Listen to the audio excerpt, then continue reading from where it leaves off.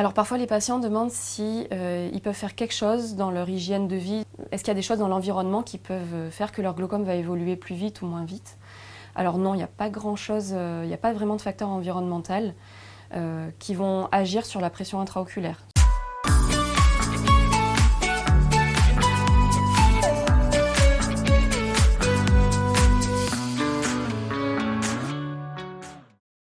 Alors le glaucome, c'est une maladie dégénérative du nerf optique.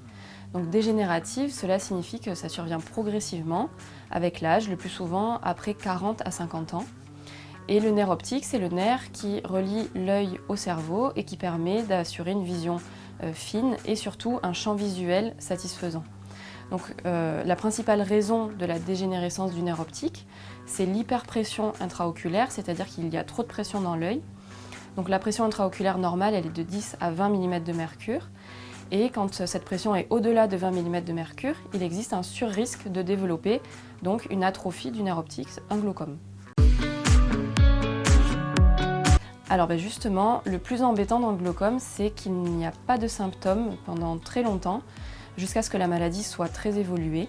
Et c'est ce qui fait toute la gravité de la maladie, puisqu'on est amené à découvrir la maladie dans de nombreux cas à un stade très évolué, ce qui ne nous permet pas de faire tous les traitements que l'on souhaite. Donc à la différence de la cataracte et de la DMLA, la vision centrale est conservée dans le glaucome, c'est-à-dire que l'acuité visuelle, elle reste à 10 sur 10, mais le champ visuel périphérique s'altère progressivement et le patient ne s'en rend pas compte parce que ça survient sur des mois, voire des années et des dizaines d'années.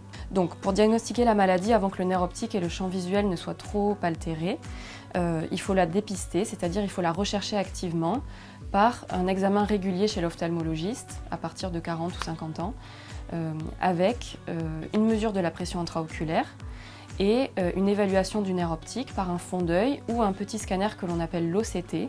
Et on peut aussi évaluer le champ visuel chez l'ophtalmologiste pour mettre en évidence ce rétrécissement progressif du champ visuel.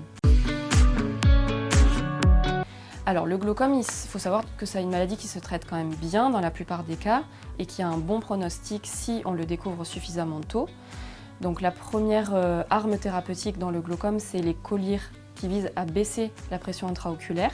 Donc il existe différentes molécules que l'on peut associer entre elles pour avoir plus d'efficacité.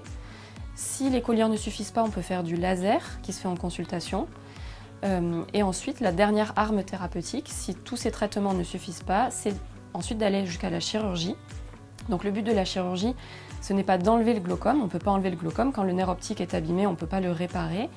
Mais avec la chirurgie, le but est de faire baisser la pression intraoculaire pour limiter l'évolution de la maladie.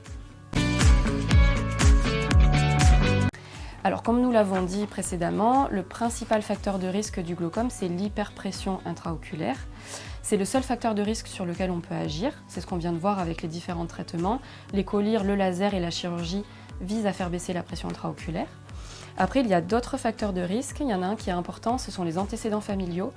Si on a des parents au premier degré, donc père, mère, frères et sœurs, voire même des oncles et tantes qui ont eu un glaucome, on a un surrisque de développer un glaucome, c'est multiplié par 3 ou 4. Donc c'est important de connaître les antécédents familiaux.